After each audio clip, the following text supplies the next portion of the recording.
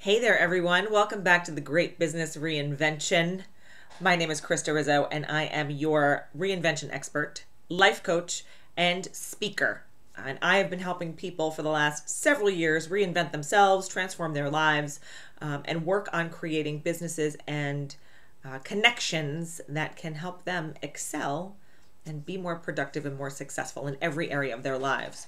And I am so excited to be back here today for day number 5 of the Great Reinvention series. When I started this thing, I really had the idea to talk to others about what's going on in the world, right? And if you're an entrepreneur or a business owner or a creative that wants to get your name out there, your business out there, your services, your goods out there, and you don't really know where to start, this is kind of a little snippet on what I can provide for you and how I'm helping my clients do just that, start.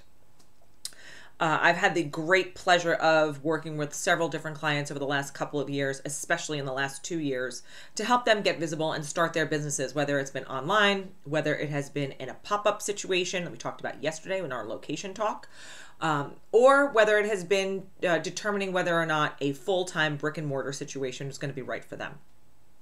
So today we're talking about visibility and marketing and why this stuff is so important. It can make or break your business. People need to know who you are and where you are in order for them to buy your services and buy your goods. And so how do you do that? You have to get proficient with marketing. You have to get proficient with social media, and you have to be okay with putting yourself out there. And I know that's not an easy thing to do, because when I started my business several years ago, getting on video live or getting on video to record videos for people or standing up in front of groups of people to talk about my experiences and my expertise and how I could help them was very intimidating. But because I do this all the time, every day, all day long, I now have the experience to be able to take it to you to help you feel more comfortable, to help you know how to make the right decisions and how to analyze and dissect the things you need to do to be able to launch your own brand or your own business. And it's super, super fun, very, very high energy, and lots of adrenaline. Also, not easy. And I'm not going to sugarcoat it, because starting a business is not for the weak or faint of heart, right? We are literally putting ourselves out there for other people to criticize and critique and review and all of the things. And that stuff is not always easy to hear or see or take in. So when we're talking about marketing and getting visible for our brands and our products, it's important for us to have some kind of strategy, right? We talked about plan the other day, planning for your business, a business plan, planning for the money where you're going to get it, planning for the location or the online situation that you're going to have for your business. This is all part of your plan. Marketing needs to be part of that plan. How am I going to get visible? How much money do I have to invest in my marketing? Do I want a website? Probably, if you are going to be selling goods and services out of your own home or through a virtual situation, you probably want a website or a place for people to go. Am I going to sell through Instagram? Am I going to sell through Facebook? Am I going to need to run ads? How am I going to collect data?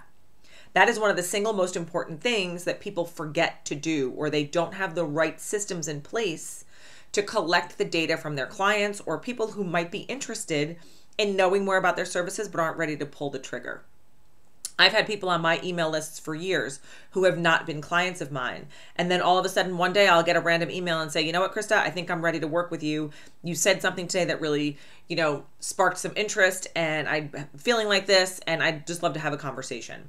And so don't discount the people that you are cultivating and working through for them to maybe never be clients or potentially be lifelong clients and consistent clients.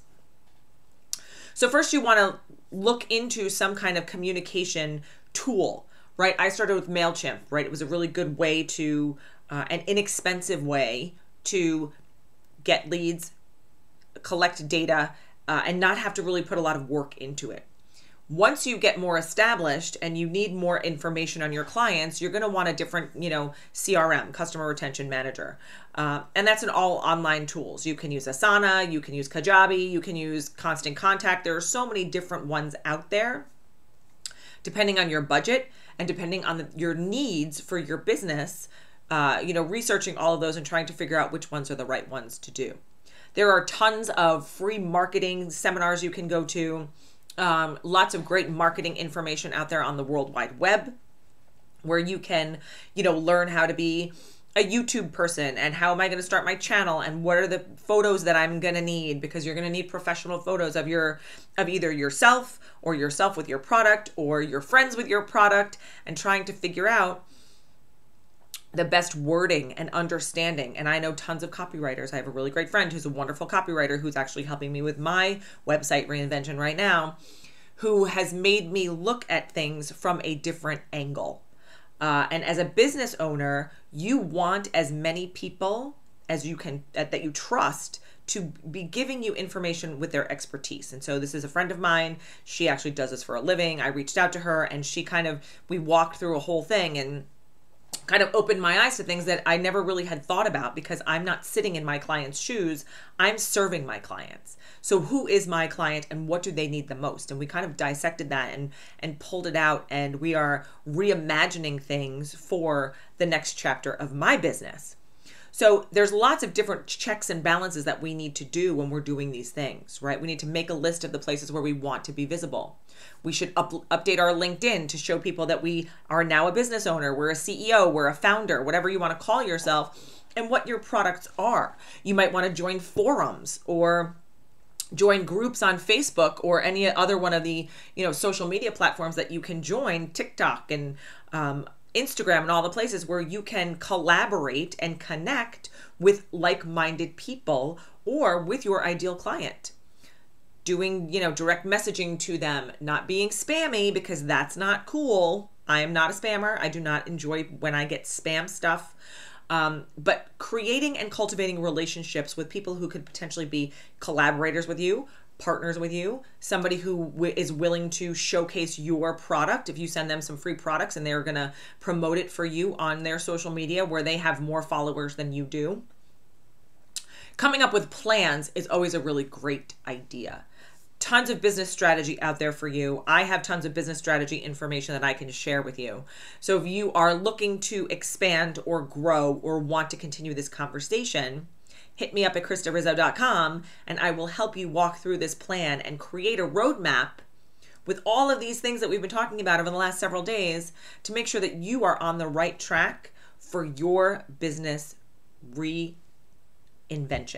I couldn't remember the word, reinvention. For your business reinvention. Thank you guys for being here, and I will see you back here for our last day of the Great Reinvention series tomorrow.